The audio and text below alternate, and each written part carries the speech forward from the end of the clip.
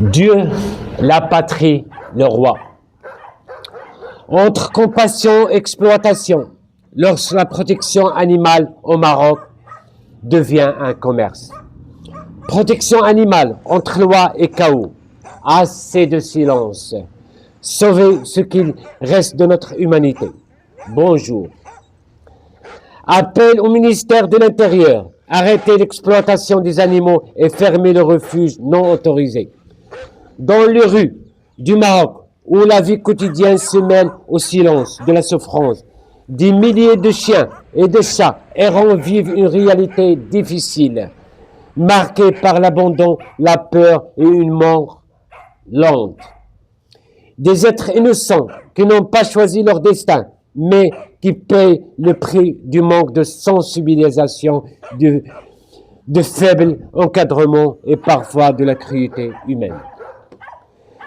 Ce qui se passe aujourd'hui n'est plus constitué de cas isolés, mais est devenu une scène répétée de mise à mort et de batailles justifiées par différents prétextes, parfois au nom de la sécurité publique, parfois sous prétexte de l'organisation de l'espace public et parfois même sous le motif de la rage.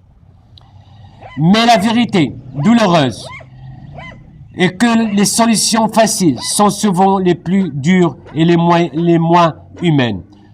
Dans ce contexte apparaît un autre danger, plus discret.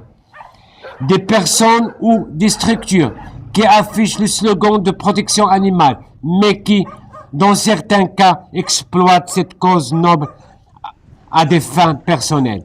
Collecte de dons sans transparence. Ou présentation d'images qui ne reflètent pas la réalité du terrain. La compassion des gens est exploitée, tandis que les animaux continuent de souffrir sans changement réel. Le problème ne réside pas seulement dans ceux qui nuisent directement aux animaux, mais aussi dans ceux qui exploitent leur souffrance. Message à tous les donateurs et les donatrices, en particulier nos amis à l'étranger.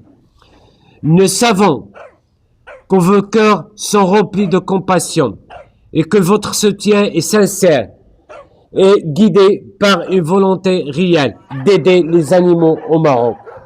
Et nous le respectons profondément. Mais il est important d'être honnête. Toutes les structures qui demandent du soutien ne sont pas transparentes. Et toutes les images émouvantes ne reflètent pas forcément un travail réel sur le terrain. Dans certains cas, la souffrance animale est utilisée pour susciter la pitié et collecter des fonds, sans que cette aide n'arrive réellement à ceux qui ont besoin. Cela nuit aux animaux et aux véritables acteurs du terrain. Votre soutien est important, mais il doit être conscient. Votre compassion est une force, mais il doit être bien orienté. Avant de soutenir une structure, demandez la transparence et des rapports. Vérifiez l'existence d'un travail réel sur le terrain. Suivez l'utilisation des dons. Assurez-vous de l'existence d'une autorisation légale. L'objectif n'est pas d'arrêter d'aider, mais d'aider correctement. Appel aux autorités et au ministère de l'Intérieur. Nous demandons l'ouverture d'une enquête claire sur les structures actives dans le domaine de la protection animale au Maroc, ainsi que la mise en place d'un cadre légal strict pour encadrer ce secteur.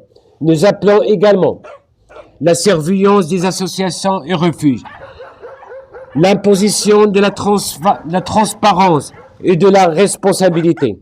La fermeture de tout refuge ne dépose pas d'une autorisation légale, car l'absence de réglementation ouvre la porte à des pratiques nuisibles aux animaux et à la réputation du travail humanitaire. Cette situation nécessite une intervention urgente, notamment dans les villes comme Marrakech et Essaouira, Safi, Agadir, Fès, Oujda et Casablanca, où des irrégularités nécessitent suivi et contrôle. Le message d'aujourd'hui n'est pas une accusation, mais un appel à la responsabilité. Assez d'exploitation, assez de silence, assez de manipulation. Ces êtres n'ont pas de voix, mais leur souffrance est visible. Soit nous faisons partie de la solution, soit ne permettons par notre silence la continuité du problème. Association unie pour créature, refuge le petit monde, et Sawira, pour la dignité de chaque être et pour un Maroc plus humain. Merci.